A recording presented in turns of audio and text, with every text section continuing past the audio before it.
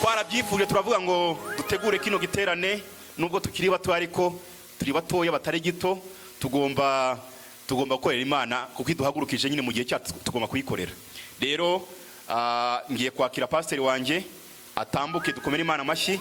Noneho pastor tumwiyegereze tumwakire. Noneho ndaza kumusaba amfashe kwakira n'abandi bantu bose bari hano baba ari abantu muri Utah baturutse hirya no hino, amfashe kubakira kugira ngo tuze gukomezanya twese tuziranye. Yesu abaho umugisha. Ni karo pastor.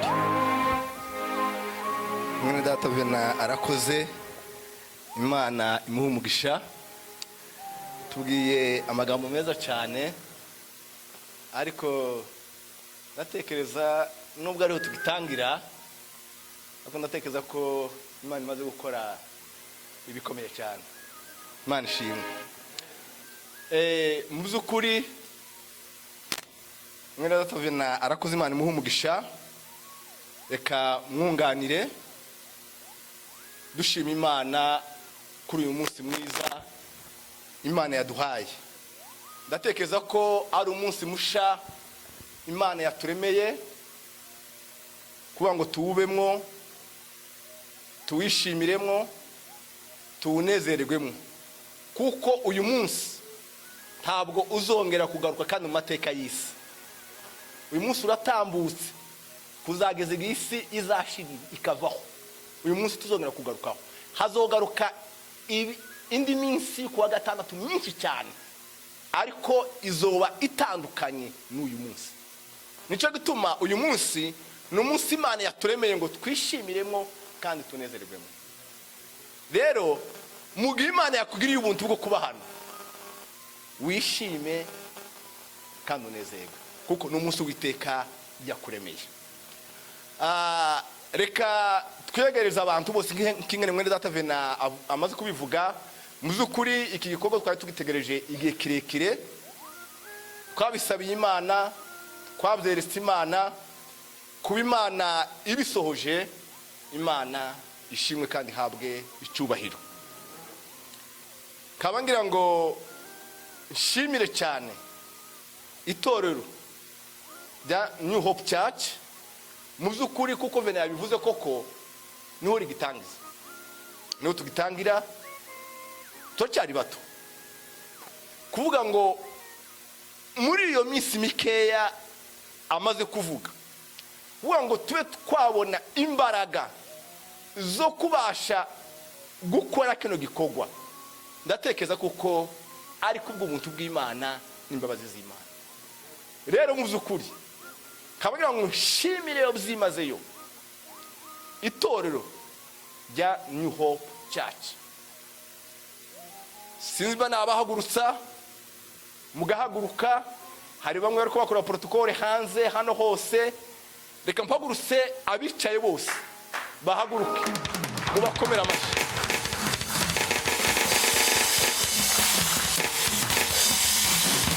Imana ibaho umugisha. Nimwicarire. Hari abandi mutabonye bari bakora protocole, ariko turi abantu benshi cyane, benshi.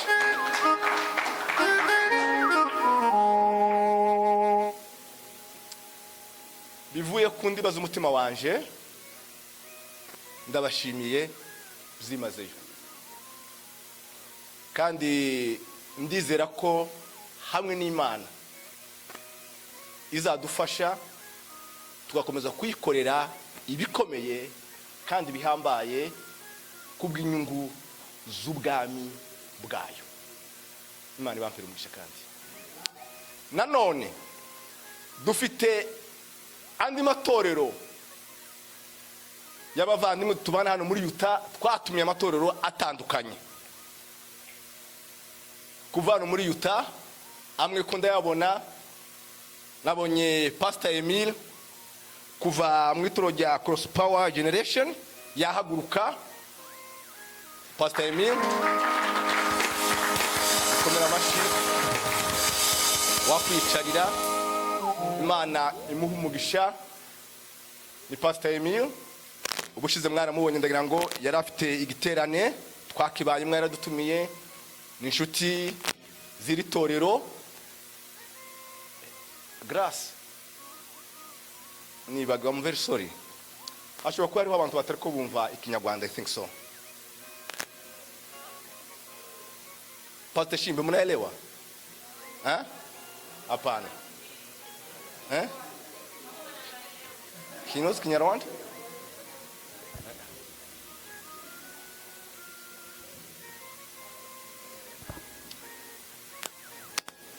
So, tunaweza tukaacha Kiingereza, tunaweza tumia Kinyarwanda na Kiswahili.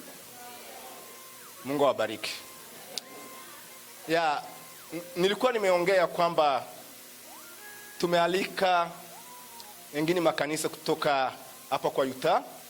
Ni marafiki, tunaishi pamoja nao, na pia ni furaha kuwa pamoja na nyinyi.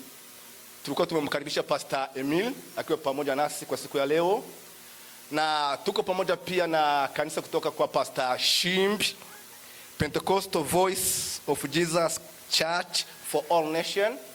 Wanaweza wakasimama tuwakaribishe pia, wakiongozwa na Pastor Shimbi.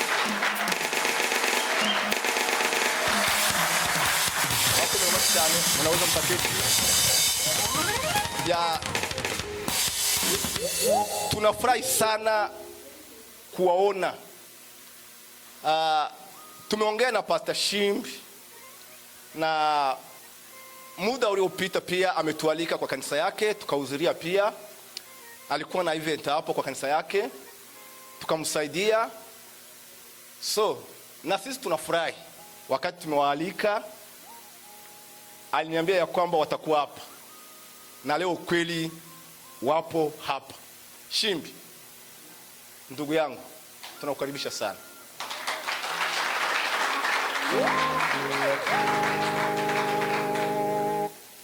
Ni kusaidiana, na tena sisi wote, sisi ni mwili mmoja wa Kristo.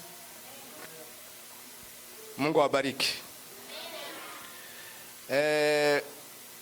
Nanone nabonye turi kumwe n'itorero n'abakristo, sindabona umushumba, ariko turi kumwe n'abakristo kuva mu itorero rya Nazarene Church. Nabo bahaguruka mukabakomera amashi, mukababona ko bageze hano. Nazarene Church,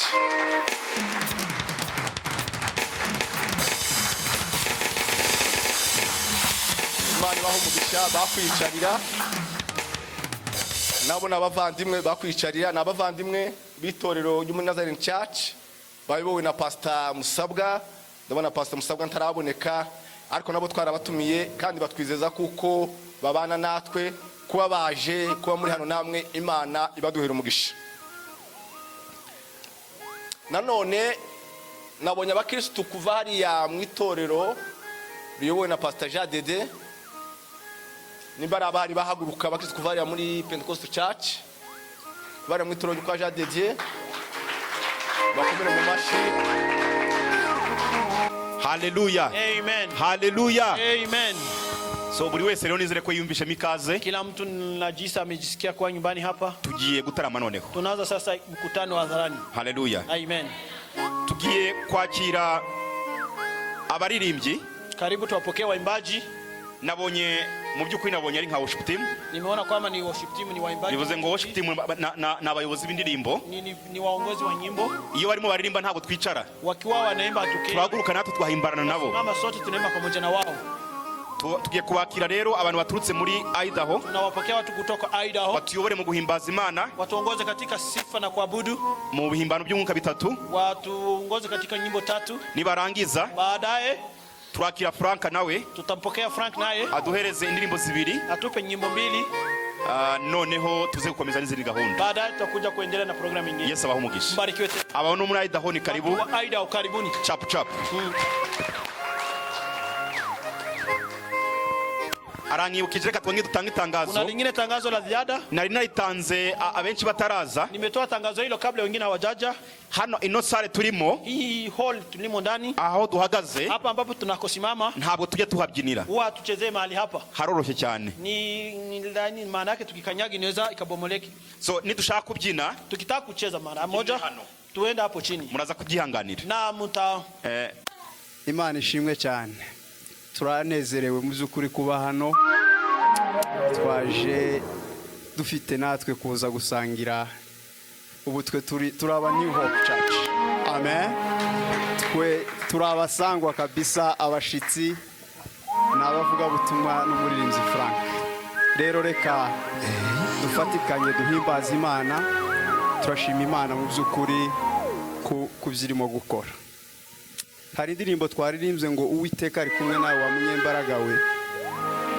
Numva mu mutima akantu kavuga ngo uyu munsi tugomba gukora kuri Yesu, hakaba imbaraga imuvamo, akabyumva ko twamukozeho.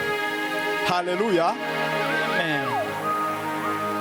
Naho iminsi ibaye myinshi, icyo yavuze ntabwo gihera. Naho iminsi ibaye myinshi, icyo yavuze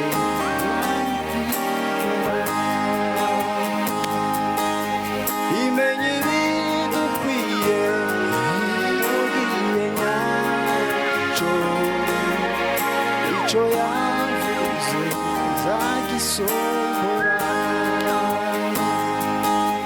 Imenye ibidukwiye mugihe nyacyo, icyo yavuze ntabwo gihera. Yambwiye ko ntacyo zaba turi kumwe nayo. Yambwiye ko ntacyo zaba turi kumwe nayo. Yambwiye ko ntacyo zaba turi kumwe nayo. Yambwiye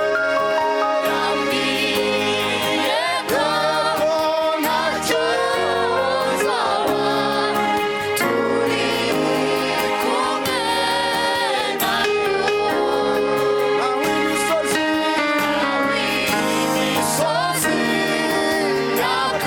yakurayo, Imana irahinduka. Naho imisozi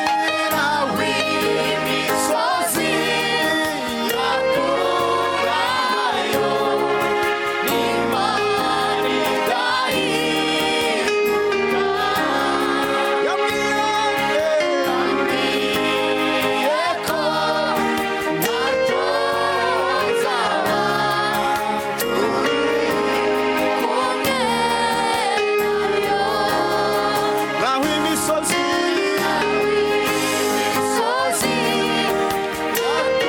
yakurayo, Imana irahinduka.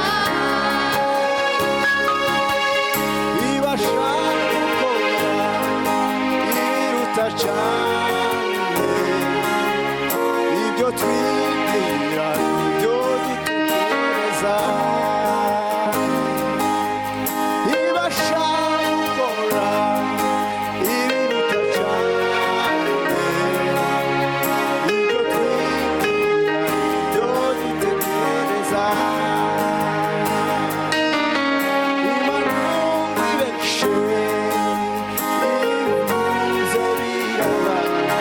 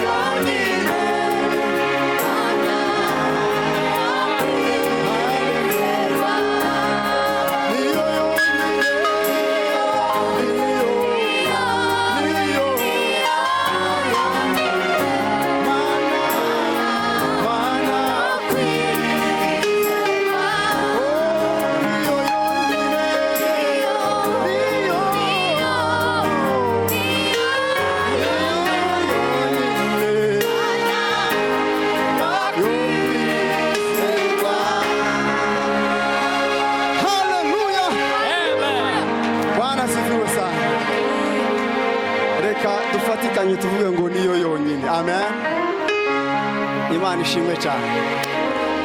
Niyo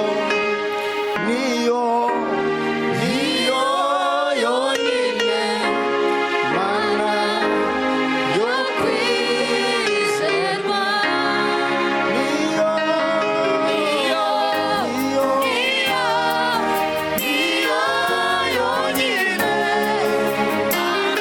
Mana yo kwizerwa.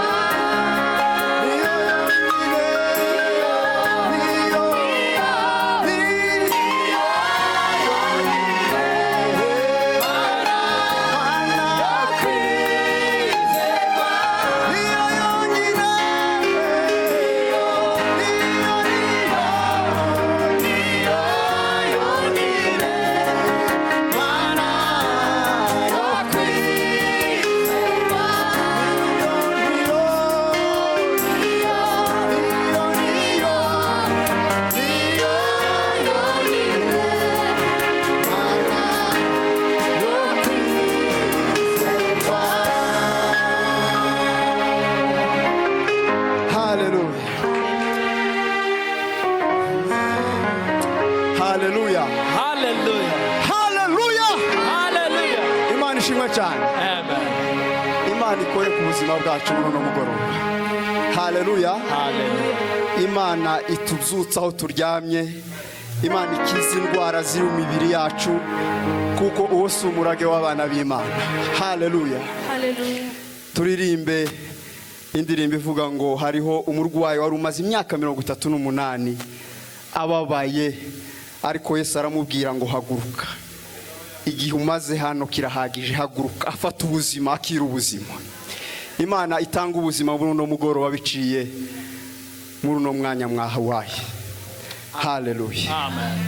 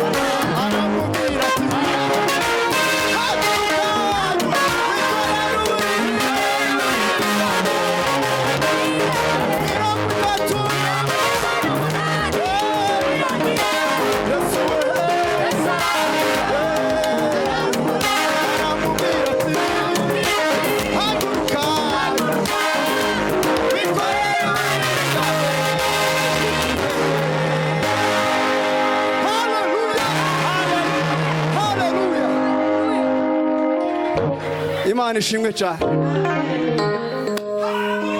Haleluya. Haleluya. Haleluya. Imana ishimwe cyane.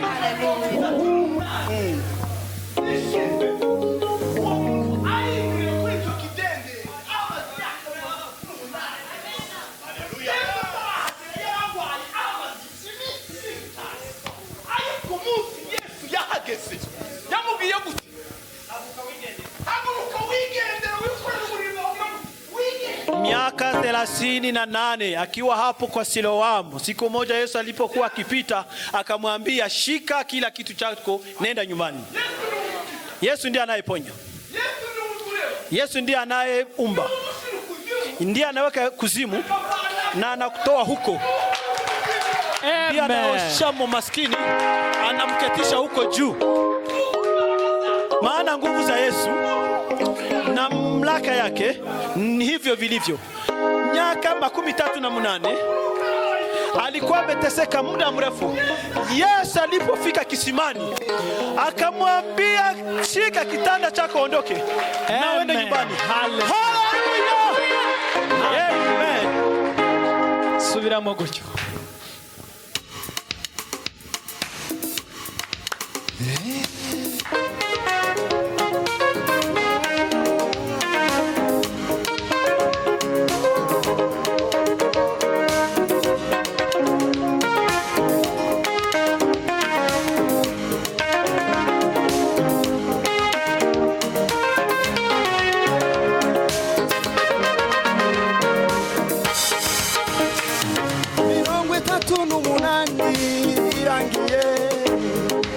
Yesu arahanyura aramubona aramubwira ati, haguruka wikorere uburiri bwawe wigendere.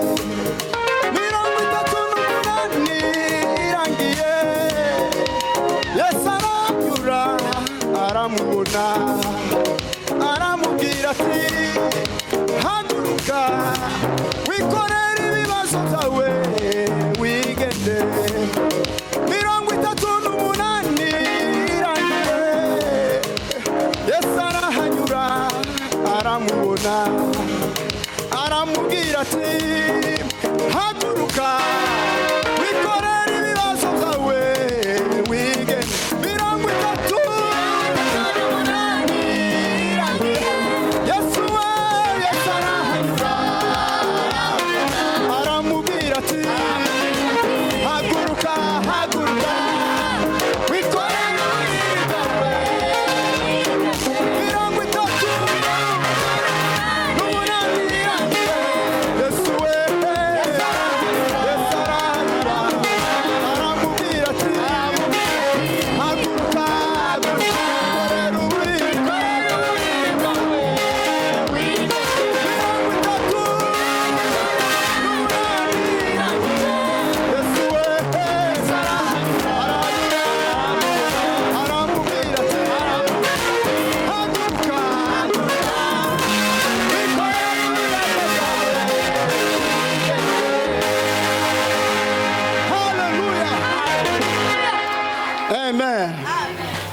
Icampa Yesu agaca mu nzira. Haleluya.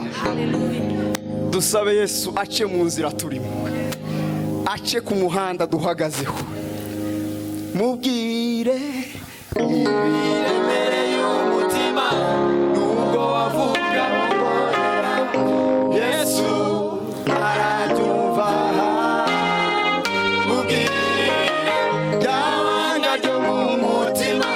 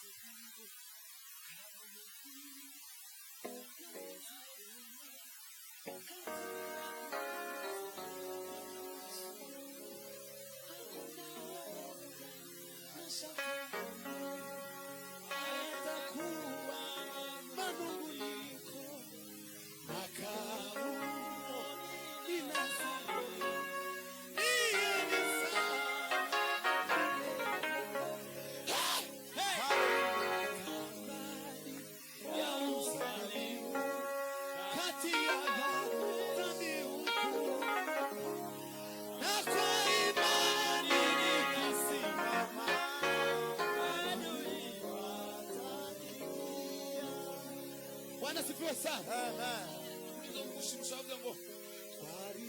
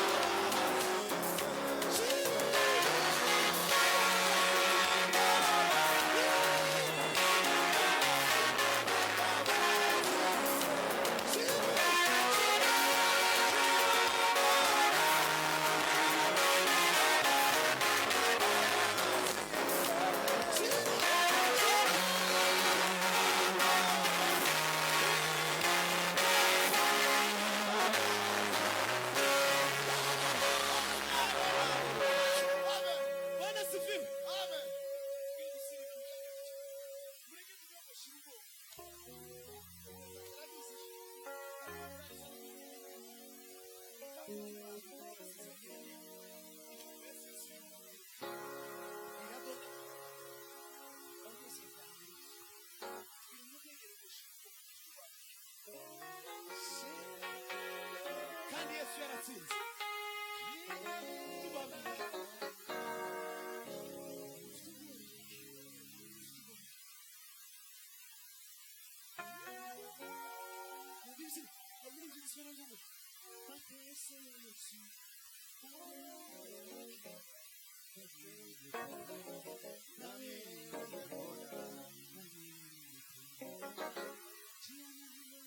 Njia imeonekana, njia yenye uzima.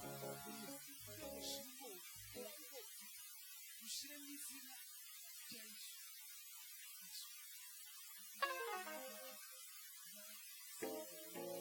Kandi Yesu yaratsinze.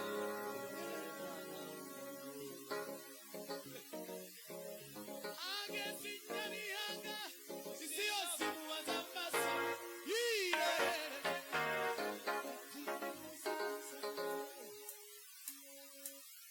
Nibona ngeze mu ijuru, ndamubabara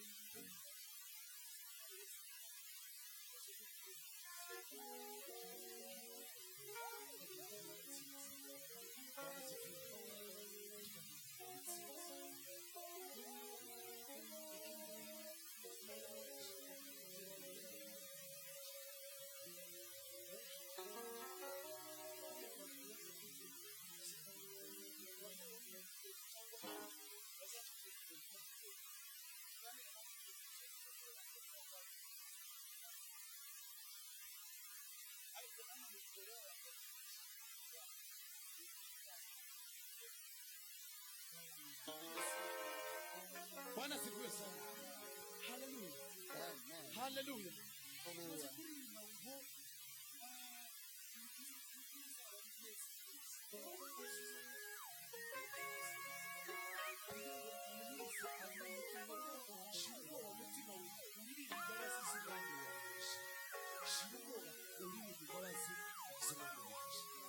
Amen.